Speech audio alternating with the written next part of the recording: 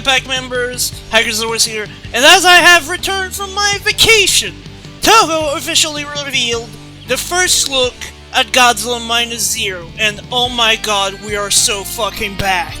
Takashi Yamazaki is cooking with this one, I can feel it. We are getting another masterpiece, and I am very looking forward to it. As of right now, Godzilla Minus Zero releases in 6.5 months, so we are gonna have to wait for a little while, but until then, let's look at what was revealed in the trailer. First, let's talk about the main star himself, Godzilla. From the few shots that we've seen of him in the trailer, we can see that his design has changed after his defeat in the previous movie. He's bulkier, has spikes on his shoulders, and has grown a little bit more dorsal plates on his back. But then later on in the trailer, there is something strange about his design. As we can see here, he is in New York City, right next to the Statue of Liberty, but he doesn't look the same as previously in the trailer. His design is the same as in the previous movie. So either this is a dream sequence, or something happens in the movie that makes it mutate or something. And if you are a very dedicated fan, as I am, you will notice that he is much taller than in the previous movie, because in -1, he was smaller than the Statue of Liberty, but now he is towering next to her.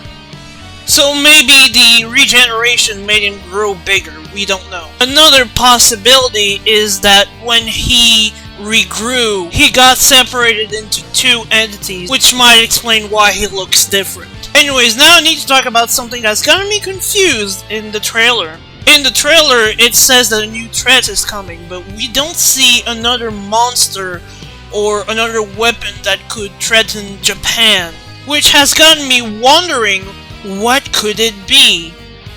Ever since the title card had been revealed, people have theorized about what other monster could be in this movie. Some people have theorized King Ghidorah or Hedorah, but from what I've heard, it could be Rodan. Now, I cannot confirm if this is credible or not, but apparently from people who attended CinemaCon, they were shown footage of Godzilla and Rodan fighting before he gets killed in about a few seconds. Now, I do not remember who to credit for that information, but let's hope for your sake that you are reliable.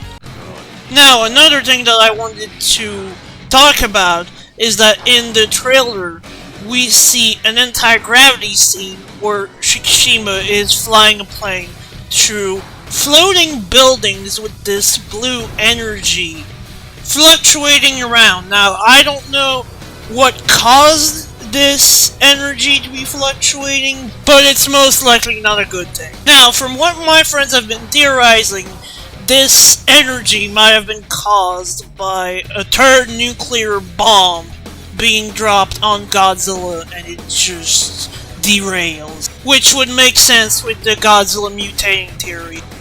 Now I would like to talk about the characters that will appear in this movie. We do know that Shikishima, Noriko, and Akiko appear in this movie because they were in the trailer, but we have yet to see if the trio from the boat are back in this one. And just to be clear, I'm talking about the guys from the demining boat in the first movie. And I do hope that they make a comeback in this one because they were pretty enjoyable characters. Not that I do remember most of their names, unfortunately. Another thing I want to mention is how Noriko still has her eye patch from the last movie, which means she didn't get like a face injury, she actually lost her eye. And let's not forget that in the last movie she had something on her neck, which is most likely chi cells from Godzilla's attack by Ginza. Now, which repercussions will it have in the story, we don't know yet, but it's most likely something dark. We also need to talk about how the Americans are involved in the story, because from what we've seen, they have a plan for something. For what, we don't know yet, but most likely it's not gonna go well. That being said, I think this is pretty much what I want to talk about in this video. There's nothing else I can really think of to talk about, so if you've enjoyed what you've seen, don't forget to leave a like, subscribe, and click on the bell. This was Hackersaurus. Bye-bye.